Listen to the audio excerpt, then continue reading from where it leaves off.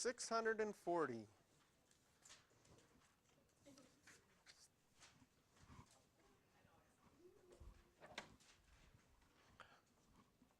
Here we have a solve question. Cos 4x cos x plus sine 4x sine x. Again, you have to have your formulas mostly memorized. And in this case, in this question, when you see cos plus sine sine, it should trigger you to say, hey, it's one of those sum and difference formulas. Where do I have cos plus sine sine? The third one, right?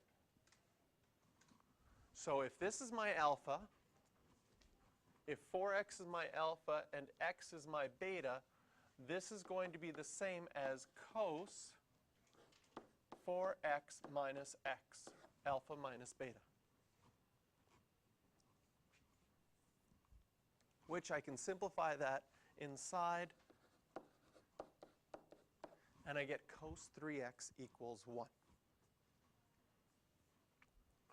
So what often happens as you get further along in mathematics, something in the question is going to trigger you to remember one thing.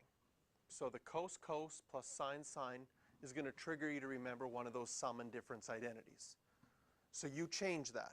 And when you change it, now you get cos 3x equals 1. What does this remind you of?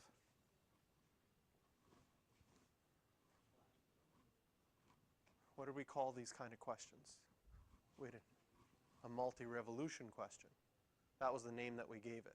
What did we do in multi-revolution questions? We multiplied the domain. We said if x is normally between 0 and 2 pi, 3x is going to be between 0 and 6 pi. Is 1 on our pi plate for cos? Yes. When is it equal to 1? So we'll get 3x equals 0. Where else? Oops. 2 pi.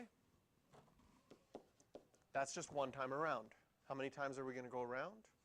3 times. What's the next one? 4 pi. And finally, the third time around, you would have 6 pi.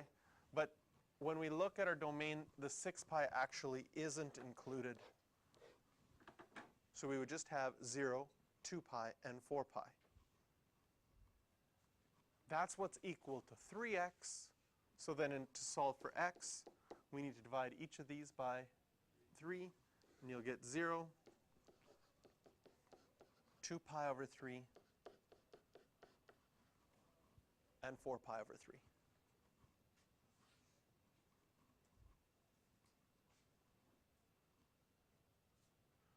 So first of all, the question triggered us to think of our sum and difference identities. Then once you simplified it, halfway through, it needed to trigger the fact that, hey, this is one of those multi-revolution kind of questions where we can look at our domain and say, well, if 1x is between 0 and 2 pi, 3x's would be between 0 and 6 pi. I solve it like normal, but I have to go more times around and then divide everything by 3 to find my solutions. Okay, questions 15 and 17.